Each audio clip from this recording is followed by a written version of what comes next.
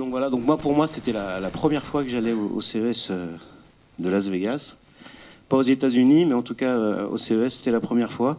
Et c'est vrai, quand je suis arrivé là-bas, bon, déjà on est arrivé un jour de pluie, donc il paraît que c'était très rare là-bas, puisqu'on est en fait dans le désert. Et donc on est arrivé, c'était un peu glauque parce que il y avait plein de stands fermés. D'ailleurs, le stand de Google, le premier jour, n'était pas ouvert. Et on a été un peu accueillis sous la pluie. C'était un peu la galère pour avoir le badge, mais tout s'est bien finalement passé. Et du coup, on a vraiment assisté à ce grand show. C'était vraiment magnifique. Cette année, exceptionnellement, puisqu'ils ont agrandi les murs, ils sont passés à 250 000 mètres carrés. Je ne sais pas si vous en rendez compte de l'espace. C'était plus de 175 000 visiteurs. Donc c'est assez impressionnant. Et justement, tout le côté Smart Home, c'était à part. Donc c'était un salon qui était à part où il fallait prendre des navettes. Et c'était très encombré, donc plus d'une demi-heure de trajet entre les deux salons. Donc toute une partie où vous avez tout le multimédia, les voitures, etc. Et toute la partie Smart Home qui était en fait dans un autre salon. Voilà, c'était complètement séparé. Donc voilà. Moi, vraiment, ce que j'ai retenu je suis resté 2 jours, les 2 premiers jours, dans ce salon consacré à la smartphone, puisque c'était ça mon cœur de cible par rapport à mon retour. C'est vraiment l'ouverture des API à tous les industriels. Tout le monde s'ouvre. Ceux qui étaient présents, les Français, comme Somfy, qui avec son Somfy So Open, où il ouvre tous les protocoles connus. Vous avez tout l'univers de Samsung, avec un nouveau venu, c'est Bixby, je ne sais pas si vous en avez entendu parler, mais là-bas, ça commence vraiment à prendre ampleur, avec son Open Connectivity Foundation. En fait, tout le monde peut rentrer dedans, un peu comme HomeKit, où tous les industriels vont se réunir pour réunir leurs API. Et donc, c'est vraiment l'ouverture de l'interopérabilité des protocoles de tous. Et la consécration de la maison connectée, c'était vraiment la grosse tendance de cette année au CES. Tout le monde se réfère un petit peu là-dessus. Le grand aussi qui ouvre, on va en parler tout à l'heure avec Netatmo, son bouton, avec son système, et qui ouvre avec un slogan comme Works with le grand, où là, pareil, il s'ouvre pour pouvoir accueillir le maximum d'industriels et de protocoles et de possibilités. Alors tout ça, bien entendu, c'est sur le cloud, puisque c'est vraiment la plan France. En fait, tout le monde se réunit et mélange leurs API, et après, c'est un mélange et des connexions entre cloud, et c'est comme ça, en fait, que les API peuvent se parler entre eux. Donc après, il y a tout un débat là-dessus. Ce que j'ai vraiment aussi remarqué, c'était que tous essayent de faire leur hub. Alors pour Samsung, ce sera la télé ou leur frigidaire. Pour nous, ce sera notre petit robot Buddy. Je crois qu'il va venir cette semaine nous voir. On a des Français qui sortent des applications qui vont manager d'autres applications. Donc c'est avec Imperium, avec One App to Manage All. Donc avec une seule application, vous pouvez réunir toutes les autres applications. Donc en fait, voilà, c'est des hubs qui se réunissent et qui vont réunir les autres applications. On voit l'apparition de ce terme IA, c'est l'intelligence artificielle, avec une start-up française qui a sorti Autodo et Ogo. Ils étaient déjà là l'année dernière, et eux veulent introduire le marché par les opérateurs. Donc on va les retrouver, ils vont être distribués par les Orange, SFR, Bouygues, etc. Et en fait, ce sont des petits appareils qui se mettent un peu partout dans la maison et qui apprennent. Donc c'est vraiment la tendance, je pense que ça va être ça l'année prochaine. C'est l'intelligence artificielle, c'est-à-dire ils apprennent votre vie dans votre maison, etc., comment vous vivez. Et dès que vous approchez de la maison, par exemple, le scénario arrivé se met en route, le chauffage se met en route, etc., par rapport aux températures. Donc tous les scénarios, on n'aura même plus besoin de dire ou de parler ce sera de l'intelligence artificielle, donc la maison autonome. Alors ça contemple tout un tas de capteurs, mais c'est pareil, c'est un hub qui réunit tous les protocoles, d'accord, et qui apprend de ça, tout simplement. Vous avez des hubs avec des afficheurs numériques, donc j'ai trouvé ça assez sympa. Ça fait un peu vintage, mais bon, c'est un petit écran en fait qui réunit, pareil, c'est un hub qui réunit toutes les applications. Donc si vous avez un thermostat, si vous avez des lampes, etc., ça va vous faire le mirroring de votre application sur ce petit écran, sur cet afficheur. C'est pas mal. On a Knoki. Alors Knoki, c'est pareil, c'est un hub qui réunit tous les protocoles. Vous posez ça... Comment ? Ben non, mais je me suis pas trompé, hein, c'est la bonne définition. Alors vous le mettez en dessous une table de salon, etc. Et en fait, on va lui donner des codes. Si on tape 3 fois, ben, ça allume la télé, 4 fois une lampe, 5 fois un volet, etc. Donc on peut imaginer plein de choses. Donc du coup, c'était un peu la tendance, c'est le hub, donc qu'il soit application, robot, afficheur, du learning avec l'intelligence artificielle. Donc tout était basé un peu là-dessus. Samsung, on va revoir tout à l'heure, eux ont tout basé sur la télévision. Donc en fait, vous allez parler à votre télévision avec Bixby et en fait, vous allez lui dire, je vais dans ma cuisine. Donc dans votre cuisine, votre frigidaire va vous mettre la même émission que vous avez vue à votre télé. Et si après vous voulez aller dans votre chambre et vous dites je vais dormir, à ce moment-là, vous allez retrouver votre émission sur la télé et tout le reste va se mettre en scénario je vais dormir. Mon exemple, par exemple. Voilà. Ensuite, ah oui, c'est vrai que c'est moi qui fais ça. J'ai remarqué ce petit bouton qui est assez sympa avec la société Milo. Ça, on est dans l'univers Z-Wave. Et ce petit bouton que vous voyez, il est complètement autonome. Il est à pile, on peut le mettre n'importe où, avec une pile lithium dessus, et on peut y mettre 10 solutions de pilotage. C'est-à-dire si vous slidez une fois en haut, vous allez une fois en bas, sur le côté, en tapotant une fois. Enfin, il y a 10 possibilités pour faire ce qu'on veut sur le protocole Z-Wave. Pardon. Le stand de la Poste. Donc, ils étaient déjà l'année dernière. Il faut savoir que la Poste avait sous son aile une quinzaine de start-up qui présentaient et dans le salon Eureka et sur leur stand. Moi, la chose qui m'a marqué le plus, c'est ce carnet de santé numérique qui va faire apparition cette année. Donc ça va être un carnet de santé personnalisé à chacun, où on va pouvoir y mettre toute votre antériorité médicale, où les médecins, les chirurgiens pourront communiquer ensemble, et ça va passer par la Poste. Alors on s'est posé la question pourquoi la Poste, on aurait pu penser à la Sécu, mais bon, c'est la Poste qui s'en occupe. Donc, puisqu'ils sont vraiment au top de la technologie. Ils ont fait aussi un partenariat avec avec le bouton Netatmo, où en fait, c'est les postiers qui vont déclencher le scénario je pars en vacances. Donc ça, c'est un partenariat qu'ils ont fait pour les logements qui seront équipés avec ce nouveau bouton. Et ils ont aussi présenté plusieurs startups. Vous verrez, il y a pas mal de startups assez intéressantes qui vont voir le jour ou pas.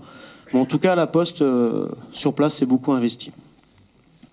Et c'est marrant parce que c'est vrai qu'on a rencontré beaucoup de gens qu'on n'aurait jamais pensé rencontrer là-bas sur place.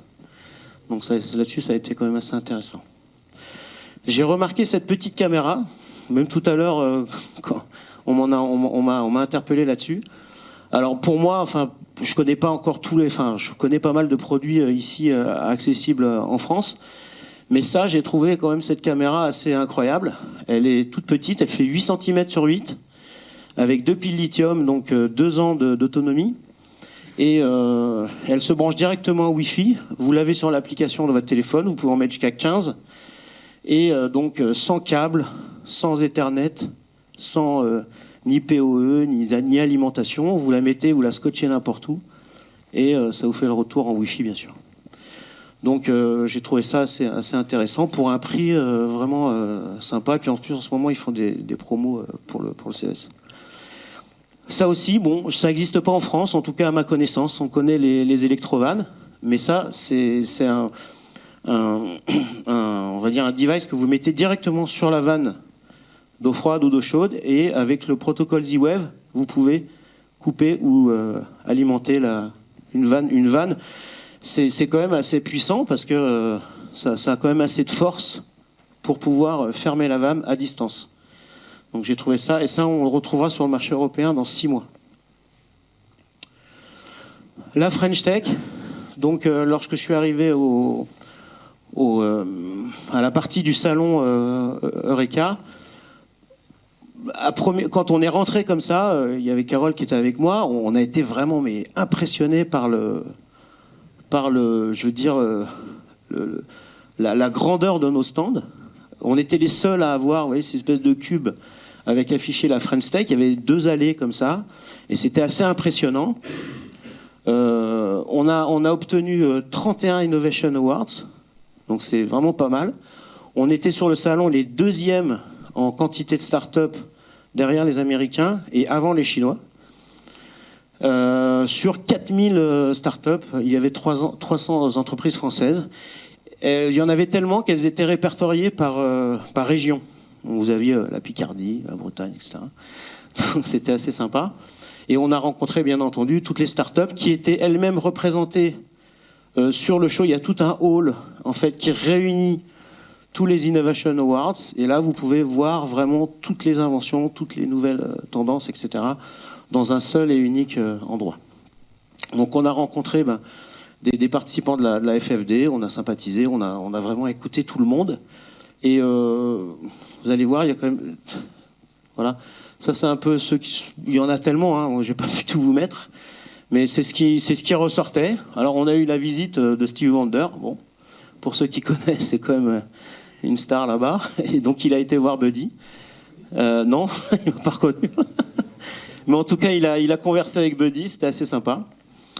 On a par exemple ce guidon connecté. Ça, c'est une start-up qui est sous l'aile de la Poste, qui permet d'être complètement connecté à votre vélo.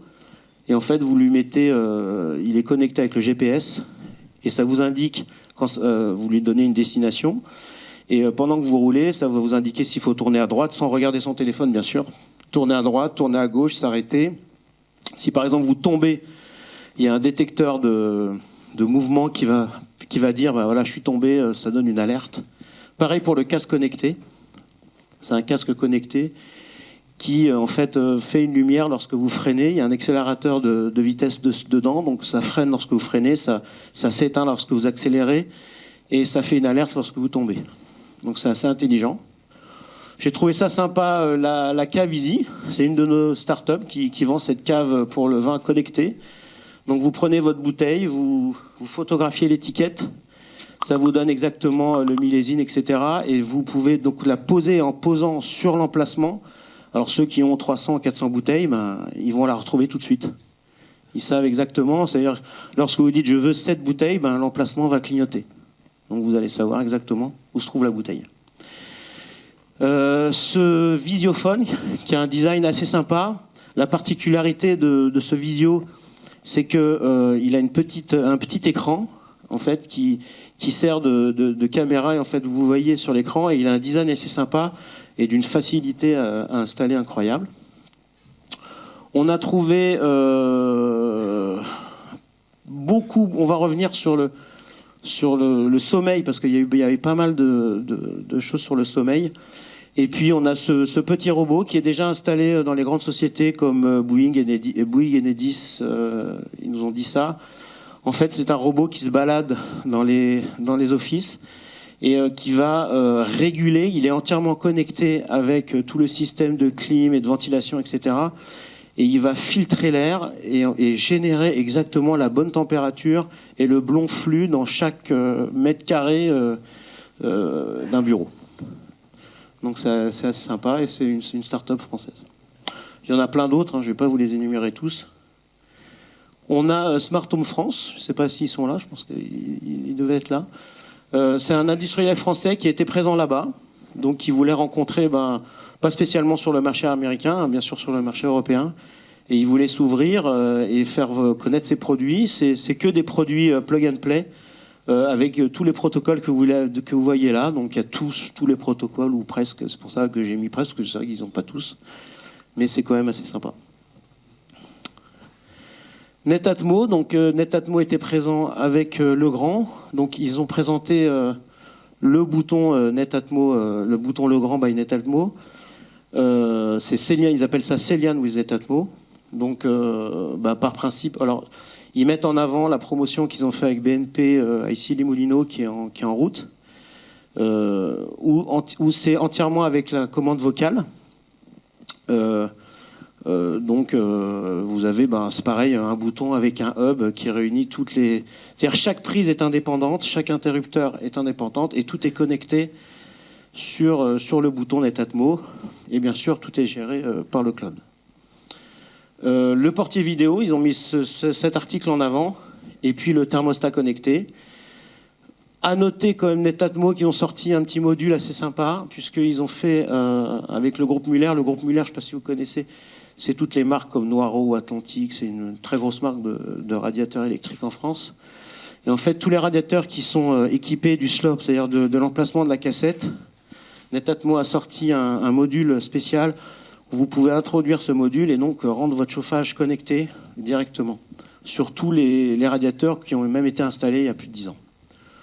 Donc ça, c'est assez sympa, ceux qui veulent bosser avec Netatmo. Et bien entendu, il y avait tous leurs produits phares comme la station météo, le thermostat et la tête thermostatique pour le chauffage collectif. Alors ça, pour moi, c'est vraiment l'innovation qui a fait le buzz là-bas sur place. C'est d'ailleurs celle qui a remporté le Best Innovation. Vous pouvez charger votre téléphone ou votre device de moindre ampérage, bien sûr, directement par l'émission d'infrarouge directif, donc jusqu'à 5 mètres de hauteur. C'est une lampe qui fait à peu près ce diamètre-là. Et vous posez ça, alors des fois ils en mettent 2, 3 sur un EPAS, donc ça vous crée une zone de charge. Et imaginez-vous, vous êtes dans un café, vous posez votre téléphone sur la table et il va se charger directement. C'est assez incroyable. J'ai rencontré l'inventeur et le président de cette société. C'est une start-up israélienne et ils vont venir en France en mars. Et j'ai demandé d'ailleurs qu'ils viennent nous voir, nous en tant que fédération, pour justement savoir comment ils vont déployer leurs produits. Il m'a dit qu'ils allaient déployer ça d'abord dans les grandes sociétés et plus après dans les lieux publics. C'est un peu leur cible. Voilà. Mais c'est assez incroyable comment ça fonctionne. Enfin, moi, ça m'a vraiment... Il y avait beaucoup de stands dédiés au sommeil. Alors, on va découper votre sommeil dans tous les sens. Celui qui m'a impressionné le plus, c'est celui-là. C'est en fait, vous dormez normalement. Et suivant votre agitation, tout votre sommeil va être par tous les capteurs qui sont sur le matelas. Et suivant comment vous allez bouger, etc., le matelas va changer de densité. Et donc va vous accompagner durant toute votre nuit. C'est assez impressionnant. Après, il y avait aussi sur les lampes avec tout un tas de capteurs sur votre sommeil, ça vous réveille. Si vous agitez, ça vous réveille avec du bleu. Si vous n'êtes pas agité, ça vous réveille avec du rouge, etc. Avec des senteurs. Enfin, il y avait pas mal de stands sur le sommeil. Cette petite nouvelle carte, peut-être ça va être nos futures cartes Visa. C'est des cartes avec un petit écran. Alors là, sur la photo, ça fait pas effet, mais c'est vraiment un écran.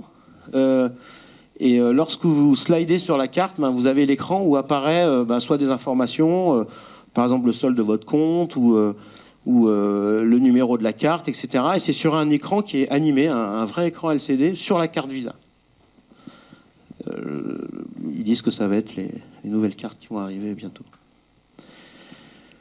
Toute la partie voiture, donc voiture, batterie, etc. Il faut savoir que sur la ville, il y avait 2 câbles qui étaient entièrement connectés sur des chemins qui étaient dédiés. Donc j'ai pas eu le temps de l'utiliser, mais c'était, on voyait c'est-à-dire vous montez dedans et elles étaient complètement autonomes. C'est la première fois qu'ils mettaient des voitures autonomes sur voie libre, mais elles étaient sur des chemins, on va dire, ça veut dire avec un point d'arrivée, un point de départ. Ce sera sur Paris, m'a-t-on dit, dans les 6 prochains mois, il va y avoir un essai sur Paris, sur cette voiture. Et ça m'a assez impressionné. C'est Valeo équipementier français qui fait ça. C'est-à-dire que si vous avez le même équipement dans la même voiture, vous allez pouvoir, les deux caméras en fait vont se connecter entre elles. Et quand vous êtes dans votre voiture, vous allez voir la caméra de celui qui est devant.